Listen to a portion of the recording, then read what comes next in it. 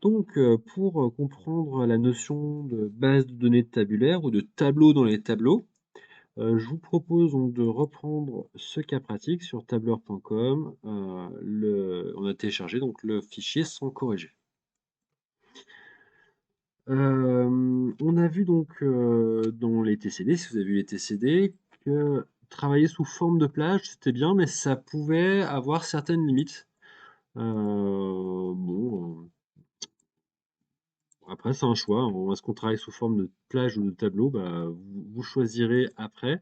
Cette notion de base de données tabulaire, elle n'existe pas forcément sur les autres logiciels. Sur Google Sheets, ça n'existe pas. Sur Excel, ça existe et je vais vous montrer comment ça marche et l'intérêt de la chose.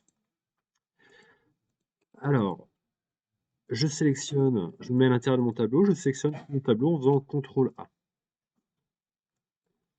Je vais aller dans Insertion et je vais choisir donc Tableau. On me propose là de cocher ou de décocher une case. Mon tableau comporte des en-têtes. Mon tableau comporte des en-têtes. L'en-tête, c'est la première ligne qui est là. Donc oui, je coche, je laisse bien cette case cochée.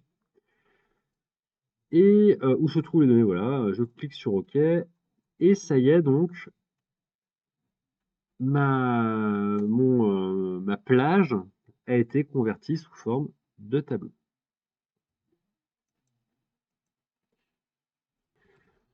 Qu'est-ce qu'on remarque sur ce tableau? Bah, je clique à l'intérieur, déjà, bah, comme sur la plupart du temps sur Excel, j'ai un menu donc conceptuel qui arrive sur la droite, conception de la table. Voilà, donc dans ce menu, on peut choisir des couleurs différentes. Alors, tu vois, la couleur de ma première ligne, elle bouge pas parce que vu qu'il y avait de la couleur initialement, il faudrait que je la retire là, hein, pour que ça fonctionne bien. Style de cellule normale, voilà. Si je retire la couleur, on va bien voir maintenant la couleur qui est proposée dans ce modèle de tableau. Donc, en fonction, là, c'est vraiment en fonction de vos affinités vis-à-vis d'une couleur ou d'une autre. Vous choisissez la couleur qui vous plaît. Bon, allez, moi, le bleu, ça me plaît bien. C'est assez neutre, ça se voit bien. C'est parfait. On retrouve également le concept de ligne d'en-tête. Donc, on peut avoir une ligne d'en-tête qui est en couleur. On peut avoir des lignes à bande. Donc, c'est une ligne à deux qui va être une ligne sur deux qui va être en couleur. La première colonne qui va être en gras. La dernière colonne qui va être aussi un peu plus gras. Des colonnes à bande. On peut avoir, on a différentes options comme ça. On peut activer ou pas les boutons de filtre.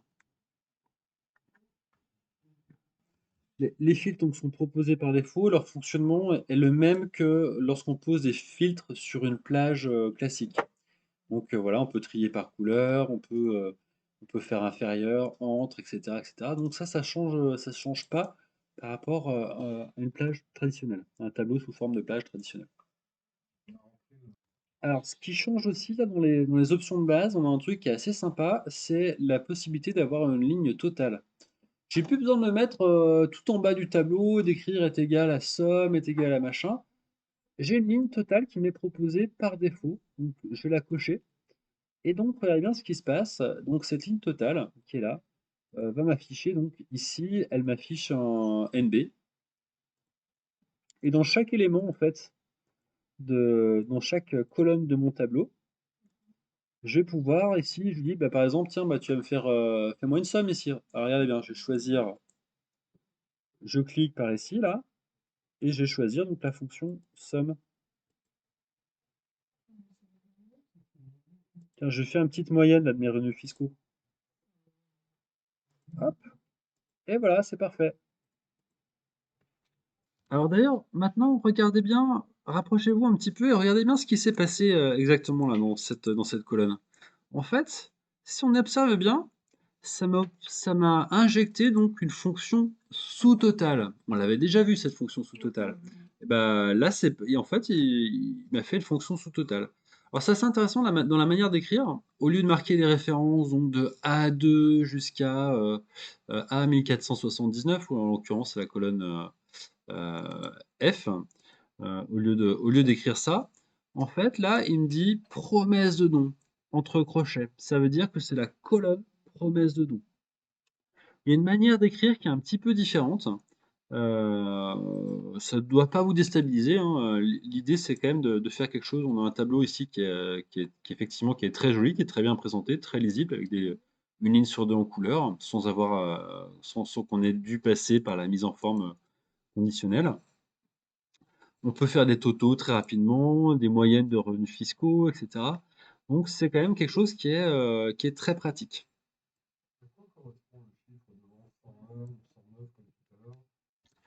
Alors pour rappel, la fonction sous-totale est égale à sous-totale. Il te demande, premièrement, donc, il te demande la formule que tu souhaites. Est-ce que tu veux une moyenne? Est-ce que tu veux une somme, etc. Alors, pour rappel, hein, aussi, donc ça c'est une petite subtilité, il y a deux fonctions moyennes. Il y a une des fonctions moyennes qui va prendre en compte les données qui sont masquées. Donc, si je fais bouton droite, masqué, et l'autre qui ne va pas les prendre en compte. Très honnêtement, si j'étais vous, j'éviterais de masquer des lignes comme ça. C'est très souvent source d'erreur. On travaille, on oublie qu'on a des lignes qui sont cachées par là, on fait des bêtises. C'est pas, à mon sens, c'est pas une bonne idée de travailler avec cette option-là masquée là. Ça existe, mais personnellement, j'utilise pas ça.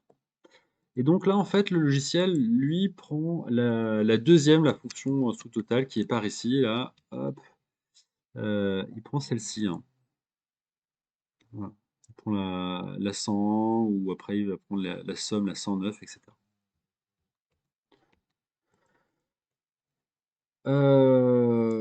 Donc voilà, on a réussi à faire notre premier tableau. Alors on va regarder encore un petit peu les options qui nous sont proposées.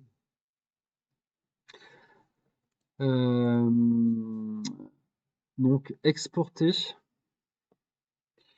dans une liste SharePoint. Donc ça c'est pour le partager a priori. Euh, on peut parler des segments éventuellement.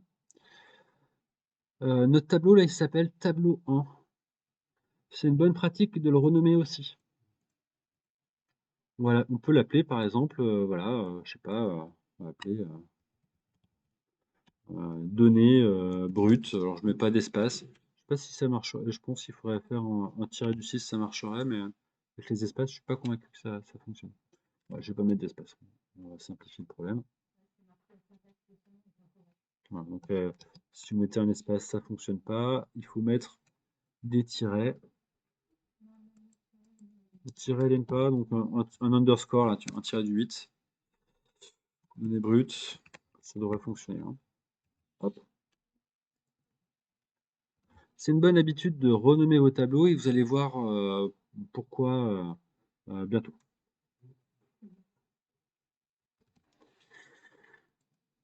On peut parler vite fait des segments. Les segments, c'est comme des filtres.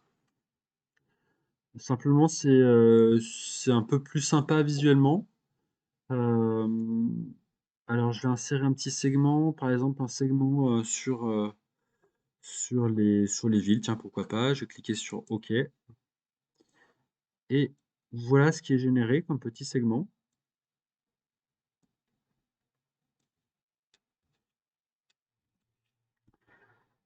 Si je veux par exemple afficher uniquement Aix-en-Provence, bah, je clique sur Aix-en-Provence, ça y est, là mes données ont été filtrées. Donc c'est un petit peu plus sympathique que passer par là, puis visuellement on voit quand même mieux les éléments qui ont été filtrés. Si je veux par exemple Aix-en-Provence et Marseille, hein, je sais pas, je dis n'importe quoi, je peux maintenir la touche CTRL appuyée pour sélectionner plusieurs éléments, ou peut-être en... Ouais, avec CTRL appuyé ou avec ici ce petit bouton, je pense sélection multiple, ça fonctionnerait aussi. Donc là, on a uniquement les dons qui ont été faits sur Marseille et Aix. Évidemment, quand on utilise la fonction sous-totale, en dessous, notre sous-total, c'est aussi lui actualisé, hein.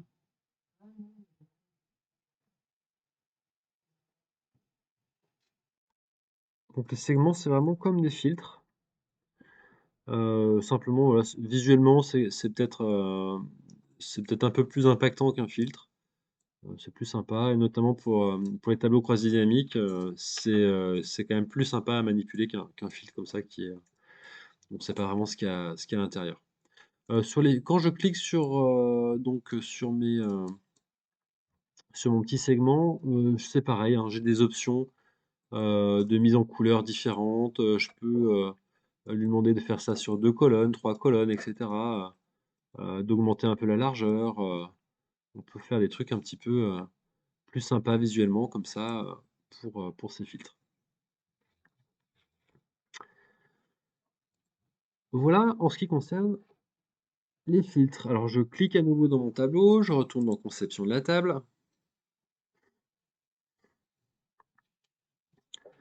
On va s'intéresser donc, à 2 options, donc l'option convertir en plage, donc ça c'est si vous voulez revenir sous forme de plage. Vous avez plus envie d'avoir des formules un petit peu biscornues, les petits trucs un peu bizarres, vous avez envie de faire un truc un peu plus, personnel, bah, vous pouvez reconvertir en plage, donc on revient à l'étape précédente en fait, hein, quand c'était sous forme de plage. On ne sera plus sous forme de tableau.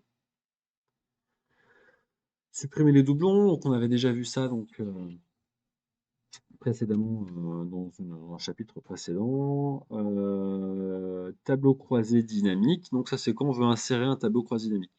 L'avantage c'est qu'on n'a pas à sélectionner de zone, on est à l'intérieur du tableau. Il va pouvoir créer un tableau croisé dynamique automatiquement, très facilement en cliquant sur ce bouton, c'est ce qu'on va faire dans quelques instants. Redimensionner le tableau, bon bah là on n'a pas besoin de le redimensionner. Alors simplement, regardez, hein, si je veux rajouter une ligne, si je reçois un nouvel appel, je vais retirer mes filtres déjà, ce sera plus simple. Hop, je retire mes filtres. Quand je reçois un nouvel appel,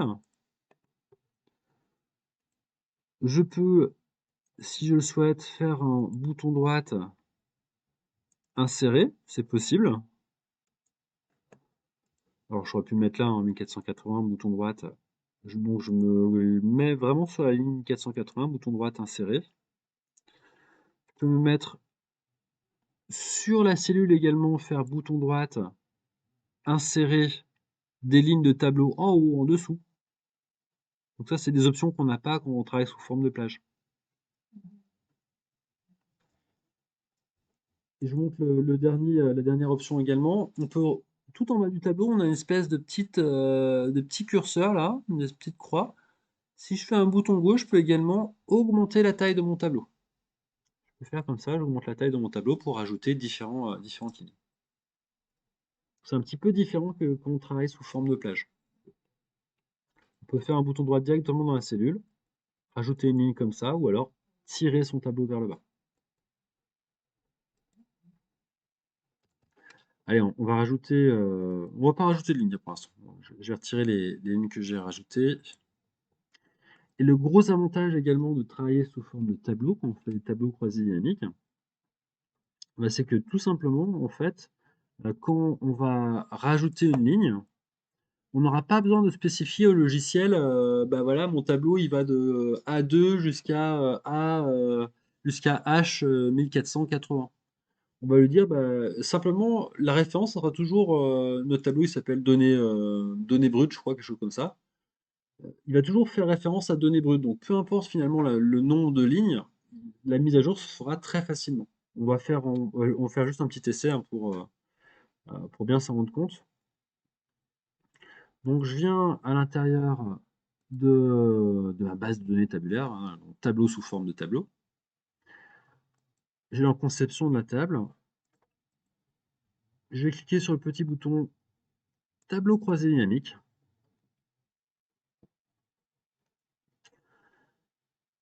Là on voit, hein, il me dit plus bah, le tableau ça va de A2 jusqu'à machin. Il me dit c'est données brutes.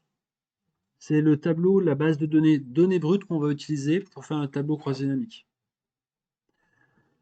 Et on va lui dire, voilà, on va le faire sur une nouvelle feuille de calcul, ça sera très bien, on va cliquer sur OK. Donc voilà, c'est un panneau que maintenant vous connaissez, hein, si vous avez fait les tableaux croisés dynamiques. On va faire un truc très simple, on va faire par exemple,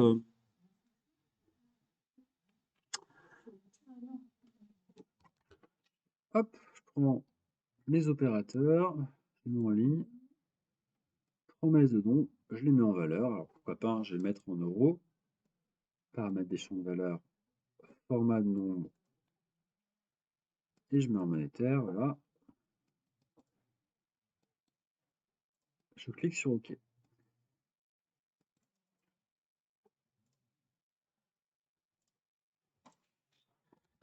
Allez, on va refaire le petit exemple qu'on avait fait tout à l'heure, avec ce chapitre des tableaux croisés dynamiques. Au passage, vous voyez, hein, quand c'est sous forme de tableau, je ne l'ai pas précisé aussi, mais on n'a plus besoin de figer la première ligne. Date, téléphone, il se met, voilà, le nom de la colonne, c'est le nom de la première ligne. Donc, ce qui est plutôt pratique, hein, également, hein. Donc je descends tout en bas de mon tableau. Euh, donc je vais aller vers le petit curseur qui est là. Hop, je vais descendre vers le bas et on va rajouter donc une ligne. Faire comme tout à l'heure, hein, 02 04 2020, le 06 06 06 06 06. Un coup de téléphone de Paris. Revenu fiscal du foyer 1000 euros. Promesse de don 500 000. 500 000 euros. Et c'est Sophie qui a reçu l'appel.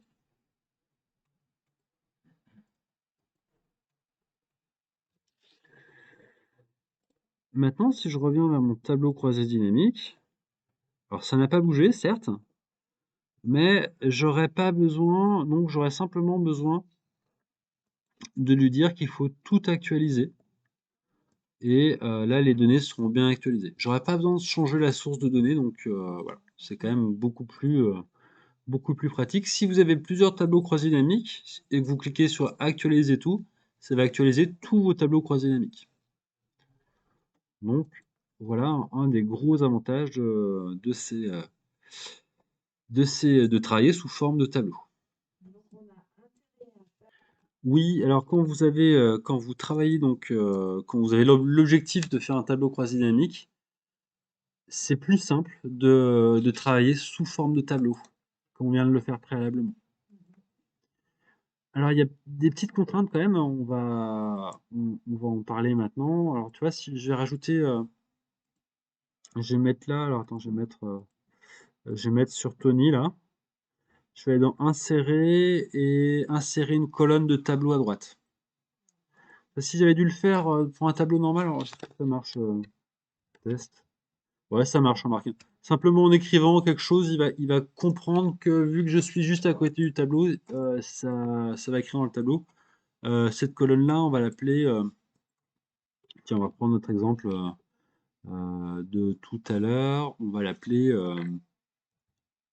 revenu, part du revenu consacré au don.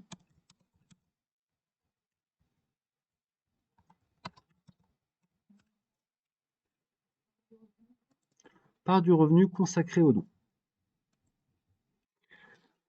Petite parenthèse juste avant de faire cette formule, les filtres, pour les supprimer, je clique dessus et je peux appuyer sur supr, hein, carrément, enfin, les segments plus exactement, je peux carrément supprimer le segment en le sélectionnant, en appuyant sur la touche sup si jamais j'en veux plus, si jamais il m'intéresse plus. Et moi je le laisse, je l'aime bien, plutôt sympa.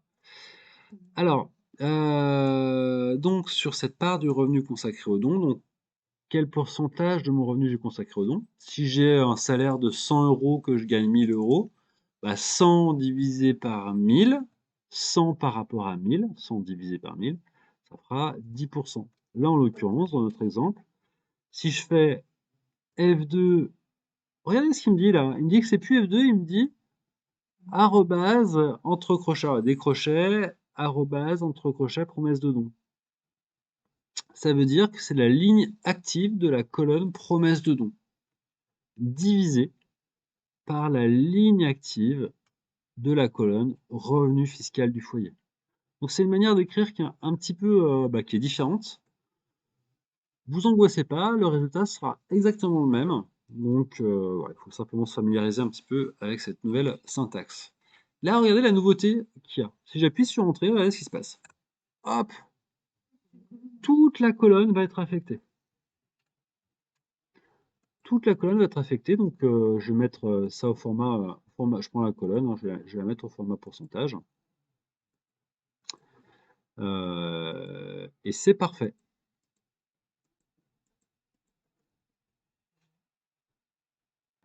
Alors, c'est très bien ça, c'est parfait.